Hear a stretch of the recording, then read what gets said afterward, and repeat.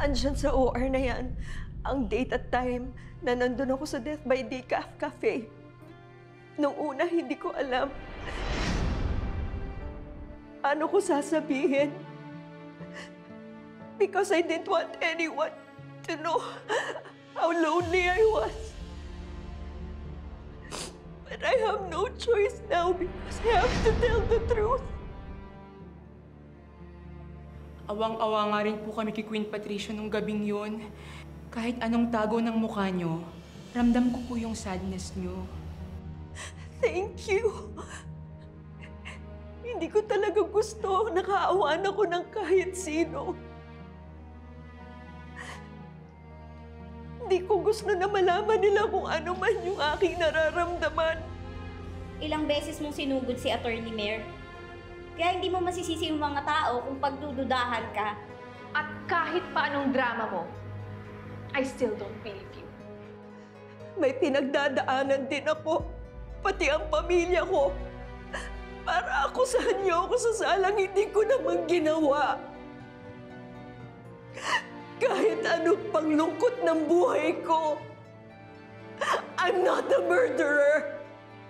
Hindi ko makakayang pumatay.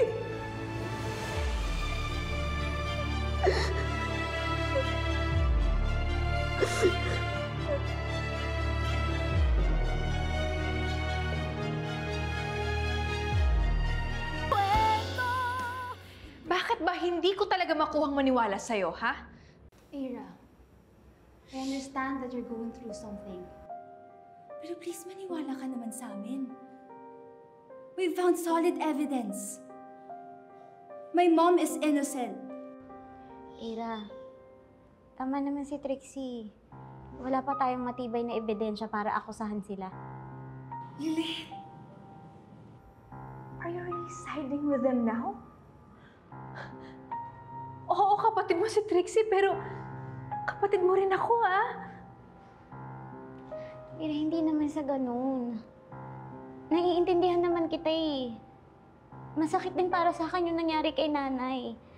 Pero kung paiiralin ko din yung galit ko, pagbibintangan ko din silang lahat. Pero pinipilit kong diretsuhin yung utak ko kasi kailangang may matirang matatag kahit isa sa ating dalawa. Hindi tayo pwede yung padalos-dalos, Ira. This requires careful investigation. The evidence clearly shown that Mrs. Engano wasn't at the crime scene. Alam ko kung anong klaseng tao ka, Patricia. Gagawa at gagawa ka ng paraan para lang malusutan to. And the evidence that you have might clear you for now.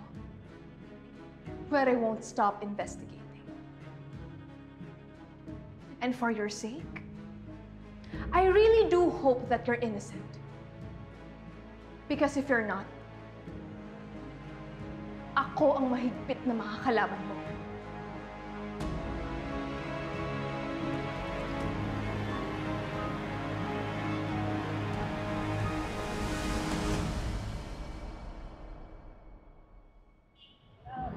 Alam ko kung gaano kasakit ito para sa'yo. With what happened to Meredith. It's breaking you. Hindi naman po maiiwasan yun, Tay. Siguro nakadagdag pa ako sa bigat na nararamdaman mo.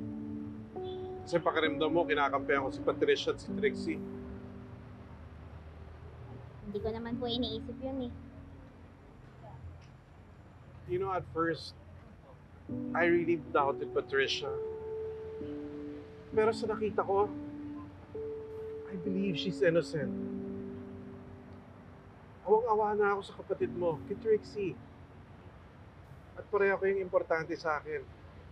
At alam ko kung paano mo ginustong protektahan si Meredith doon.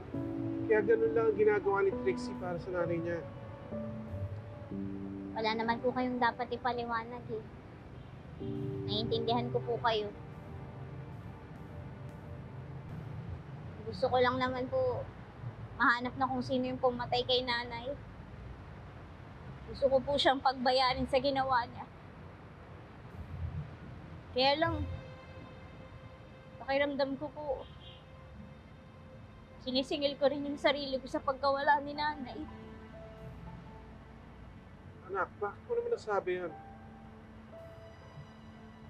Kasi po, diba, binalik na nga siya sa akin ng Diyos eh. Tapos tinaboy ko pa siya.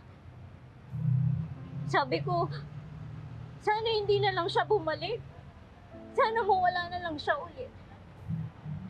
Parang pinaparusahan po ako ng Diyos kaya nangyayari lahat ng to.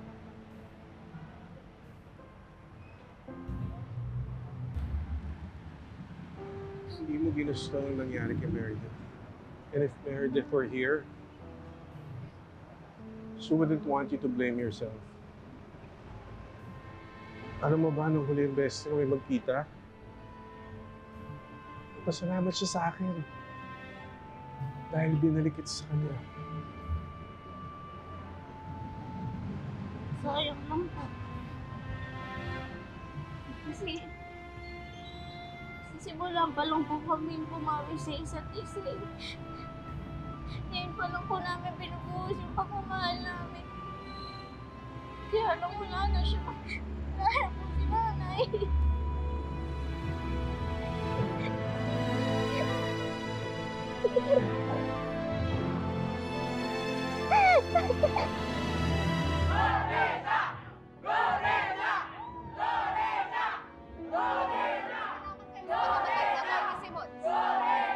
Alam namin hindi mo magagawa yun ka, Lorena! Lorena! Lorena! Mas lalo namang hindi magagawa yun ni Queen Patricia! Patricia! Patricia! Patricia!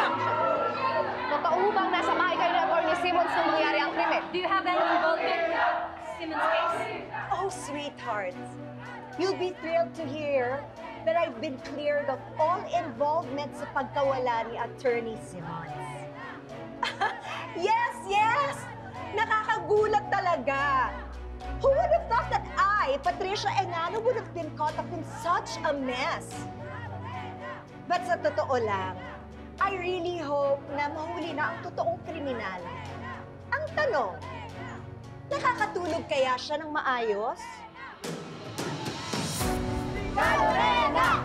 Lorena! Lorena! Lorena! Lorena! Lorena! Lorena! Patricia, don't worry about my sleep. Masarap ang tulog ko with a clear conscience. Eh, ikaw kaya? Oh, really, Lorena? You're sleeping like a baby? Lorena! Lorena! Bakit parang pinagpapawisan ka? Lorena! Lorena! Lorena! Bulsa lang tayo. It's funny. Kasi sarado pa ata yung presinto, nandito ka na to clear your name. It makes me wonder what you really are hiding. Baka naman ikaw yung talagang may skeletons in your closet. Oh, sweetheart, when you've got nothing to hide, you really don't have to try so hard. But good luck with that. Ingat na lang sa pagsabot at baka madulas at mahuli ka sa sarili mong dila. Okay, let's go. Bye!